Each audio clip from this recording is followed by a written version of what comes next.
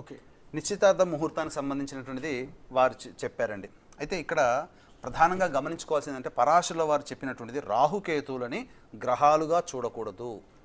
వాటికి ఉన్నవే సప్తగ్రహాలు. కాకపోతే వాటికి ఉన్నటువంటి ప్రాధాన్యత రీత్యా వారికి గ్రహస్థానం ఇచ్చారు, కానీ వారికి ఏ ఇల్లు కూడా లేదు. వారికి రాహుకేతులకి ఎవరింట్లో ఉంటే వారి ఫలితాలను ఇస్తారు. ఇక్కడ రాహుకేతులకు సంబంధించినటువంటి విధానంలో పరాశరుల వారు మనకు ప్రామాణికం.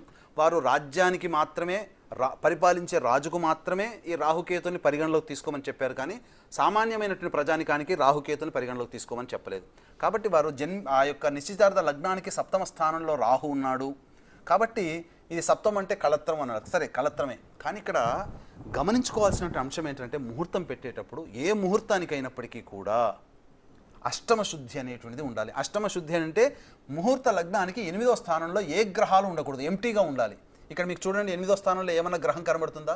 అంత ఎంటీగా ఉంది. కాబట్టి ఆ ఎంటీగా ఉంటే ఆ యొక్క ముహూర్తానికి ఆయుష్ పెరుగుతుంది, బలం ఉంటుంది. మనము ఒకసారి కనుక గతంలోకి వెళ్ళినట్లయితే హరిహర బుక్కరాయల వారు సామ్రాజ్య స్థాపన చేయాలని చెప్పి శృంగేరి పీఠాధిపతులు మన తెలుగువారు విద్యారణ్య స్వాముల దగ్గరికి వెళ్ళి ముహూర్తం పెట్టించుకున్నారు. కానీ ఆ ముహూర్త సమయాన్ని కనుక పెడితే ఆచంద్రార్కం ఆ రాయలవారి వంశం మన భారతదేశాన్ని పరిపాలించేది, అఖండమైనట్టుగా ఉండేది.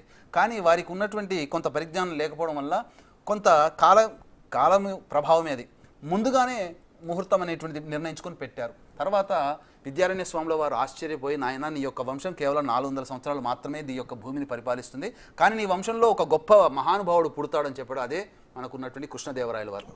ఇక అంటే ముహూర్త లగ్నానికి అంత ప్రాధాన్యత ఉంది. 9:42 ముహూర్త సమయం చెప్పారు కదండి. ఆ గడియలోనే లగ్నము కన్యా లగ్నం అయింది. ఓకే, ఇక్కడ సప్తమ స్థానం రాహు, అంటే వివాహానికి మాత్రం సప్తమ శుద్ధి అనేటువంటిది చూసుకోవాలి. ఇక్కడ గమనించుకోవాల్సిన అంశము. అయితే వీరి జాతకంలో శని శుక్రుడిని బుధుడిని చూస్తున్నారు అని అన్నారు. ముహూర్తానికి సంబంధించినటువంటిది చెప్పబడి ఉంది ఏంటంటే లగ్నంలో శుభగ్రహాలైనటువంటి గ్రహాలు ఉండాలి ముహూర్త లగ్నానికి. పైగా ముహూర్త లగ్నానికి కేంద్ర స్థానంలో శుభగ్రహాలు, కోణస్థానంలో పాపగ్రహాలు ఉండాలని చెప్పబడి ఉంది. కాబట్టి ఇక్కడ ఏంటంటే గురువు లగ్నాన్ని వీక్షిస్తున్నాడండి. గురువు ముహూర్త లగ్నంలో కానీ ముహూర్త లగ్నాన్ని గురువు చూస్తున్నా 1,00,000 దోషాలు తొలగిస్తాడని చెప్పి మనకు ముహూర్త చింతామణిలో ఉంది. ఓకే, కాబట్టి గురువు 5వ దృష్టితో లగ్నాన్ని చూస్తున్నాడు. ఇక్కడ ప్రధానంగా ఉన్నటువంటి ఒకే ఒక్క లోపం ఏంటంటే యొక్క ముహూర్తంలో చంద్రుడు ముహూర్త లగ్నంలో ఉన్నాడు.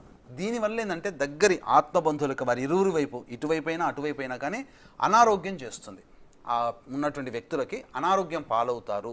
ఇది చాలామంది సినీ ఫైనాన్షియర్స్ యొక్క జాతకంలో కూడా నేను చూడడం జరిగింది. ఆ ముహూర్తం వివాహ సమయానికి లగ్నం ఎప్పుడు కూడా వివాహ ముహూర్తం కానీ వివాహ సంబంధించినటువంటి లగ్నంలో చంద్రుడు ఉండకూడదు. చాలామంది తెలిసి తెలియక పంచాంగాల్లో ఇచ్చిన అనేక ముహూర్తాన్ని ఫాలో అవుతారు, కానీ ముహూర్తం పెట్టేటప్పుడు ప్రధానంగా చూడాల్సింది చంద్రుడు మాత్రం వివాహ ముహూర్తానికి లగ్నంలో ఉండకూడదు. ఇప్పుడు టోటల్గా మీరు చెప్పిన ఈ జాతక చక్రం ప్రకారం శోభితా దుపాళ్ళ నాగ చైతన్య నిశ్చితార్థ ముహూర్తాన్ని బట్టి వాళ్ళు కలకాలం పిల్లా పాపలతో ఆనందంగా గడిపే అవకాశం ఉంటుందా?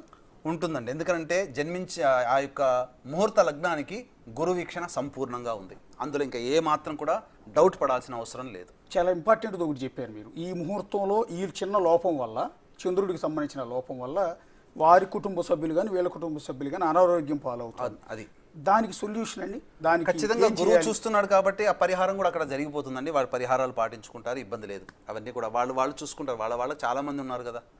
ఫైనల్గా ఒక్క మాట చెప్పండి. వాళ్ళ జాతక చక్రం ప్రకారం ఇందాక నేను మళ్ళీ అడుగుతున్నాను ఇదే మాట. శోభితా ధూళిపాళ్ళ నాగ చైతన్య వీరి జాతక చక్రాలు కూడా మనం వేయొచ్చునండి. ఓకే, అంటే ప్రస్తుతానికి దీని ప్రకారం చెప్దాం. కలకాలం వాళ్ళైతే హ్యాపీగా ఉండే హ్యాపీగా ఉంటారండి. అందులో ఏ మాత్రం వాళ్ళిద్దరు జాతకాలు కూడా చూశారు కదా. నాగ చైతన్య జాతకాన్ని, సమంత జాతకాన్ని వాళ్ళు విడాకులు తీసుకున్న తర్వాత ఎందుకు విడాకులు తీసుకున్నారనే భావంతో ఆ యొక్క వీడియో కూడా చేయడం జరిగింది. ఓకే, శోభితా ధూళిపాళ్ళ ఈ మధ్య కదా వాళ్ళది.